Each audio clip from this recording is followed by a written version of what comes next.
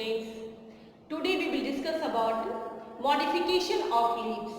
You know, in previous class also you have read about modification of leaves and modification of root and stem. In that part what you have learned, modification of root and stem are actually for different purposes to fulfill different requirement of the plant.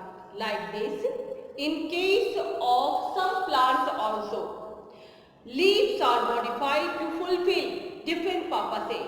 Like you can see here, purpose of modification to prevent water loss, first one. Second one, to give extra support to the plant. Third one, to store extra food. Fourth one, to increase in number or to multiplication. That means for different, to fulfill different purposes, modification of leaves occur in different plants. Now, one by one, we will discuss about it. First, modification to prevent water loss. You know very well that some plants live in desert areas where scarcity of water. To reduce water loss, you know very well, stomata is present on the surface of leaves. If number of stomata will be more, transpiration rate will be more.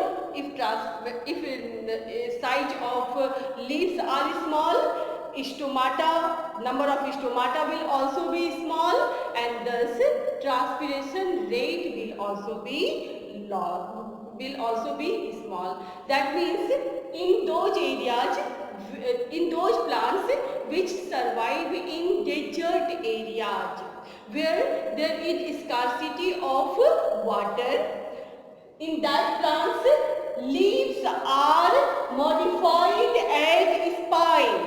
For which purpose? To reduce water loss, to reduce the rate of transpiration.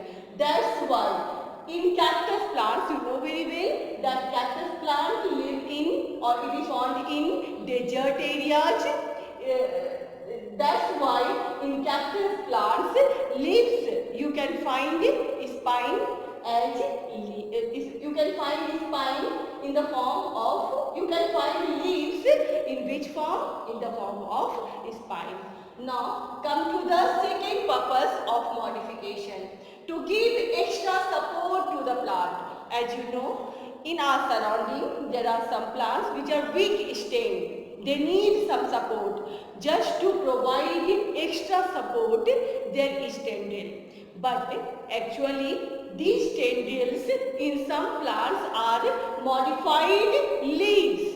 It is modified leaves. Its examples are pea, lathyrus, etc. That means in these plants tendrils are present, which is actually modified leaves. Now come to the third purpose of modification, to store extra food. As you know, in some plants storage occurs in different parts. Like this, in some plants also, like onion, garlic, etc., you will find leaves are modified for storage of water. As you can see here, in leaves, suppose that this is the onion plant. In this onion plant, what you find? Suppose that this is onion plant. In this onion plant, you can find fleshy leaves. These fleshy leaves are actually modified form of leaves which we are using, we are using in eating. Now come to the fourth point, fourth modification, to increase in number. As you know very well that in some plants leaves are present, and in leaves large number of outgrowth comes out. Actually this outgrowth, when it is buried in soil, it can produce new plants. it can produce new plants. Its best example is bryophyllum. That means leaves are also used in production of new plants. We can understand this with the help of some pictures.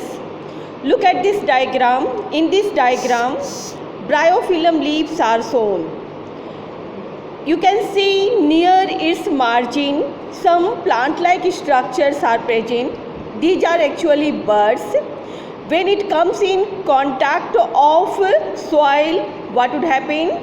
Each one grows as a new plant.